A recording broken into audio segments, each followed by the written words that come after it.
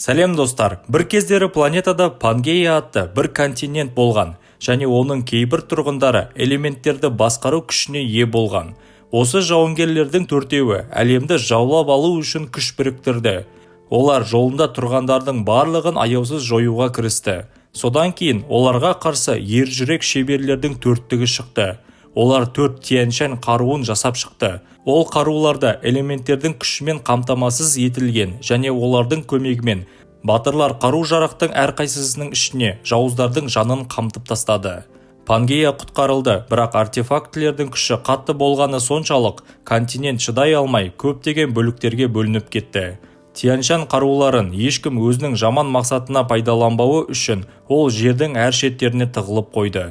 Көптеген жылдар өткен соң, зұлым ағайындылар сиқыршы Клаус пен Ирука көне артефактілерді тауып, олардың көмегімен әлемді жаулап алу үшін сапарға аттанды. Оларға көмекшілермен бірге аты аңызға айналған жауынгер Кунг-фу Панда қарсы тұрады. По Қытайды және өзінің туған ауылын бірнеше рет құтқарған. Бірақ Англиядан келген қонақтар Клаус пен Ирука оны жеңіп, жердің қуатын басқаратын Вугао атты қуатты қолғапты ұрлап кетті. Панда оларға қарсы тұруға тырысты, бірақ соңында ол тек қорлауды бастан кешірді. Ал қолғапты ұстаған ауыл толығымен жойылып кетті. Бұл үшін Қытай императорының өзі аты аңызға айналған панданы айдаһар мәртебесінен айырады. Абыройын қалпына келтіру үшін ол асырап алған әкесі Пингпен бірге сапарға аттанады.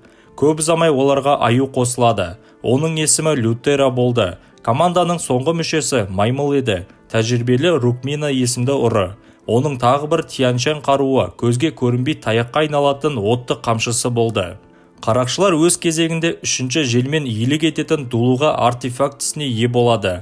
Дауыл сақиналарының қош жүздерінің соңғы артефактісінің ізіне түсу үшін По және оның достары сиқырлы тұмарды ұрлауға тырысады. Онда сол артефактінің жасаушысы шебер Мастодонның рухы бар екен. Ол кездейсоқ панданың әкесінің ішіне кіріп кетеді. Шебердің айтуынша, оның өнер табысы кез келген адамға оны иемдену үшін өте қауіпті. Бірақ ол бәрібір батырларға көмектесуді шешеді. Төртеуі пышақтар артефактісі жасырылған аралға жетеді. Онда олар жергілікті тұрғындарды қорқытатын және дауыл сақиналарының күші арқылы пайда болған темір шаяндарға тап болады.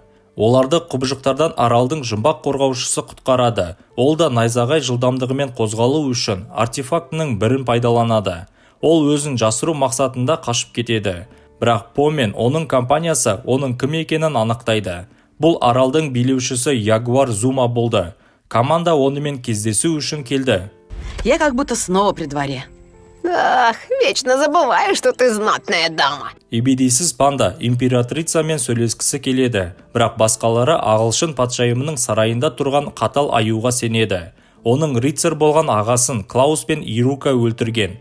Олар да патшайымға қызмет етті, бірақ кейін оған опасыздық жасаған. Зума төртеуін қабылдайды, бірақ маңызды мәселелерді талқылауға мүлде тырыспады. Пришли сюда потанцевать. Ужас. Что вы, мы пришли сюда вовсе не танцевать. Лютера оның құпиясын білетінін айтады. Ягуар пышақты алып, болжамын растады. Мастодон Пингтің денесін иемденіп, қаруын алу үшін оған қарай жүгіреді. Зума қазды қабырғаға лақтырып, және пышақтың өзінде тек біреуі ғана бар екенін, ал екіншісін тәжірибелері үшін пайдаланып жатқан зұлым ғалым ұрлап кеткенін айтады. Императрица өз қаруын жай ғана тапсыра алмайды, әйтпесе оның қол астындағылар жауға қарсы қорғансыз қалады. Артефактілер тудыратын барлық қауіпті түсіндіре отырып, По Зумамен келіседі. Егер олар зұлым ғалымнан қарудың екіншісін алса, императрица екіншісін береді деді. Жолда По әлемді зұлымдардан қорғауды жалғастыру үшін тапқан Тянь-Шань қаруын қалай қолданғысы келетіні туралы ойлана бастайды. Прекратите сейчас же, иначе мне придется сожрать вас всех! Мастодон бұған жол бере алмаймын деп ашуланып айғайлай бастады. Мұның соңы бұрын Пангея екіге айырылғандай апатпен аяқталуы мүмкін. Рукмина, зұлым өнертапқыш, өз зертханасын орналастырған жанартауды көрді. Пингтің денесі иленген Мастодон командаға кедергі келтіру үшін барлық мүмкіндікті жасауға тырысады, және бұл әрекеті үшін ол ағашқа байланды. Қалғандары шаяндармен шайқасып, ұясын басып алмақшы. Бірақ кенеттен ұшатын кемеде аспанда ағайындылар пайда болады. Ирука оны жел дулығасымен басқарады, ал Клаус жауларға зеңбірек оқтарынан ата бастады. Жауап ретінде Рукмина өзінің жалындаған қамшысын қолдануға бел буады, ал Ирука оны желдің екпінімен тоқтатады. Екі элементтің күші ауқымды жарылысқа әкелетін үлкен өртке айналды. Жауынгерлер жан-жаққа шашырап, ес-түссіз құлады. Бәрінен бұрын панда Рукминаны құтқаруға барады. Мастодон шебері осындай салдар болатынын біле отырып ескерткен болатын. Нет, мой сын в опасности. Ох, ты должен что-то сделать. Я сделал! Я предостерег их! Пинк ақыры рухты көмектесуге көндіреді, және ол қолына отты қамшыны алып, Ируканың қолғабынан ұстап өзіне тарта алды. Бірақ ұшу кезінде ол өз күшін белсендіреді және жанартауды үлкен із қалдырып жерді ұрады. Жартастар жарылып, жақын арада жанартаудың атқылау қаупі төніп тұрды. Ируканың өзі ес-түссіз жатып, жоғарыдан құлап келе жатқан кемені бақылауға алып, соңғы сәтте өзін құтқара алды. Ағасымен бірге олар тағы бір ядроны іске қосады.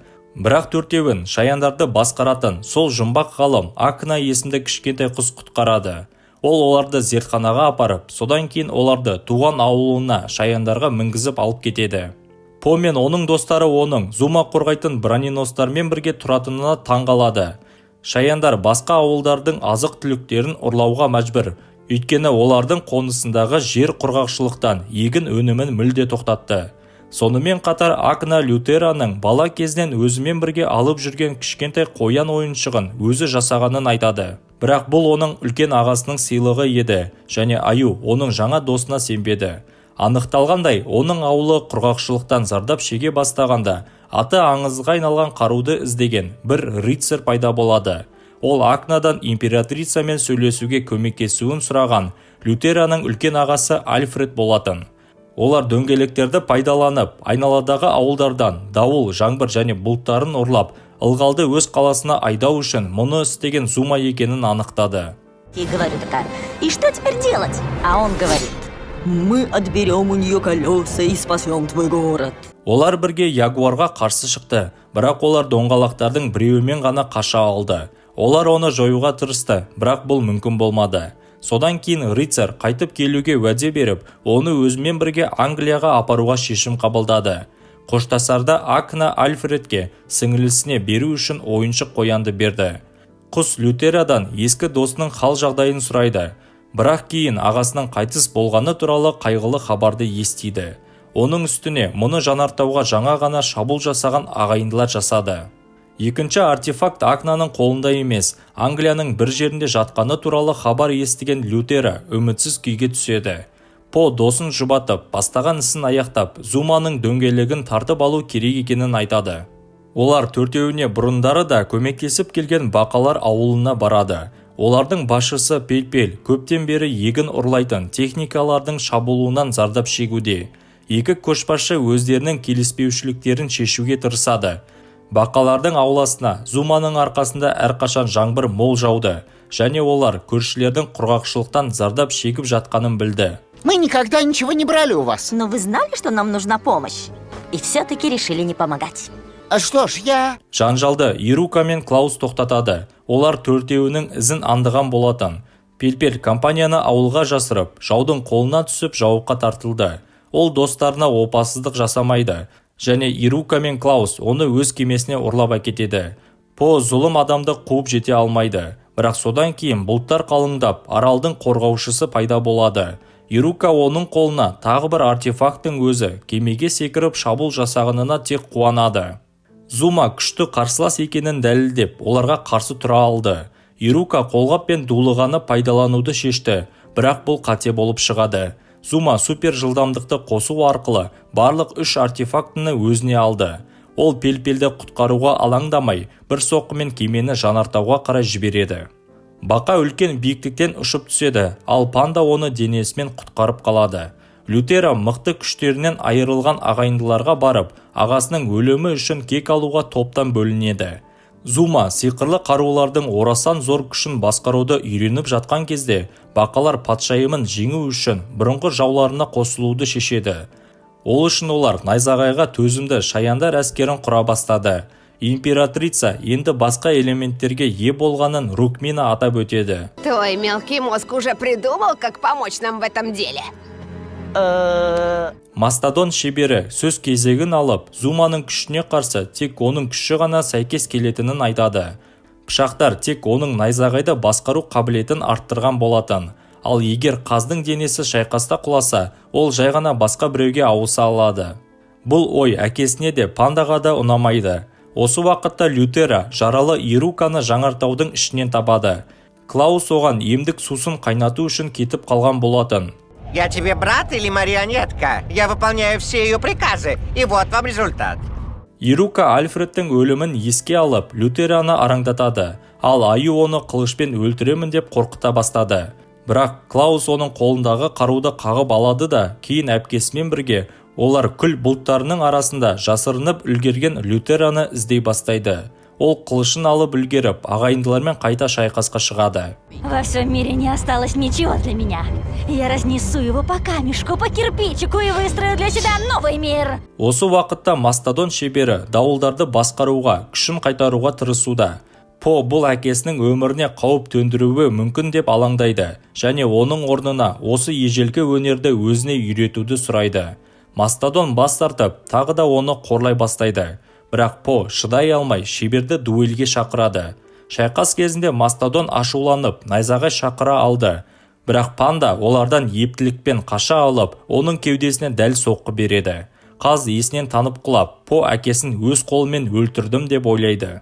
Бірақ ол өз соққысымен тек шебердің рухын одан шығарып жібергені белгілі болды. Ал Пинк қазір өзін әлдеқайда жақсы сезінеді. Лютера да күресті жалғастырып, Клаусты кепілге алады. Ол ағасынан айырылу қайғысын Ирукаға сездірту үшін оны өлтіремін деп қорқытады. Сиқыршы орман ағаштарын пайдаланып шабуылға дайын болды. Бірақ бұл оның құтылу жолы ғана болып шықты. Әпкесі Клаусты тастап, одан да маңызды істері бар екенін мәлімдеп кетіп қалды. Лютера оның кек алу әрекеттері ешқашан нәтиже бермейтінін білді. Ол достарына марқұм ағасы бастаған миссияны аяқтауға көмектесу арқылы ғана ішкі тыныштық таба алатынын түсінді. Жауынгер қыз қайғылы Клаусты тірі қалдырады, және оған енді оның жолында тұрмауды бұйырады.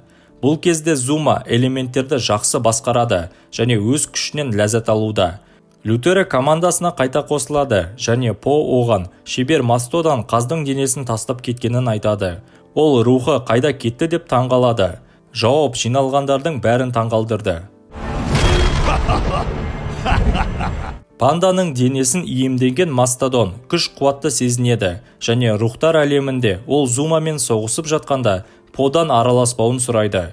Панда достарына көмектесе алмайтынына қынжылады, бірақ шебер қойған шарттарды ақыры қабылдайды.